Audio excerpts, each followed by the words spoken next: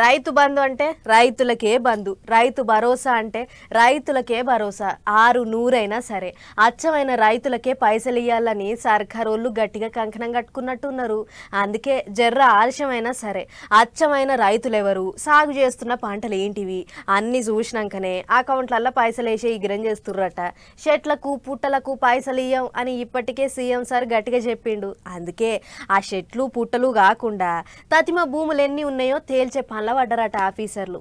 ఇక మరి తొలత సంధి చెప్తేనే ఉన్నారు, ఎద్దెరకలేదు మొద్దెరకలేదు అసొంటోళ్లకు రైతు బంధు ఎందుకు అని అన్నట్టుగానే సర్కారోళ్ళు రైతు భరోసా పైసలు ఎవళ్ళకి ఇవ్వాలనో వాళ్లకు మాత్రమే ఇచ్చే ఇగురం చేస్తున్నట్టు. ఇప్పుడు పాత సర్కారోళ్ళు ఉన్నప్పుడు యాసంగి సురువైతున్నది అనగానే అకౌంట్లలో పైసలు వేసేటోళ్ళు, కానీ కొత్త సర్కారోళ్ళు మాత్రం ఆయిటి పూనే కాలం సురువైనాక నడుమనో ఆఖరికో పైసలేనికే చూస్తారట.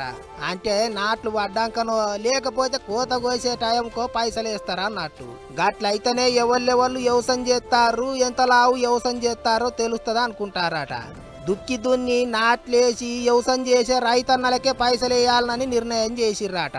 పాత లెక్కల ప్రకారం మొత్తం 3 కోట్ల ఎకరాలకు రైతు బంధు వచ్చేదట. ఇక ఇప్పుడు అందులో దగ్గర 1 కోటి ఎకరాలు తీసేసినట్టే అంటున్నారు.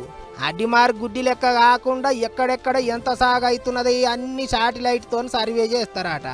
అట్లా కూడా 5 ఎకరాల లోపు భూమి ఉన్న రైతులకే సాయం చేస్తారట. కొంతమంది దందాలు చేసుకుంటా లక్షలు కోట్లు పన్నులు కడుతుంటారు. ఇంకింతమంది సర్కారు కొలువులు ఉన్నోళ్ళు ఉంటారు, బాగా పైసలు ఉన్నోళ్ళు ఉంటారు. వాళ్ళ భూములల్లో వ్యవసాయం చేస్తున్నా సరే రైతు భరోసా పైసలు అయితే ఇయ్యరాట. రెక్కాడితే గాని డొక్కాడని పేద రైతులకే రైతు బంధు ఇస్తారట. ఎకరానికి 15,000 అందరికి ఇయ్యాలనంటే ఏట 22,800 కోట్లు అవుతున్నాయట. అందుకే ఇట్లా కోతలు పెడుతున్నారని అనుకుంటారు చాలా మంది. అచ్చంగా వ్యవసాయం మాత్రమే చేసుకొని బతికేటోళ్ళు అందులో 5 ఎకరాల లోపే ఉన్న రైతులకే సాయం చేస్తే పైసలు మిగిలిచ్చినట్టు అవుతుంది, దుబారా కాకుండా ఉంటుంది అని ఆలోచనలు చేస్తున్నారట. అందరిని ఏరి పారేస్తే 10,000 కోట్ల దాకా మిగులుతాయి అంటున్నారట. చూడాలి మరి ఏం చేస్తారో.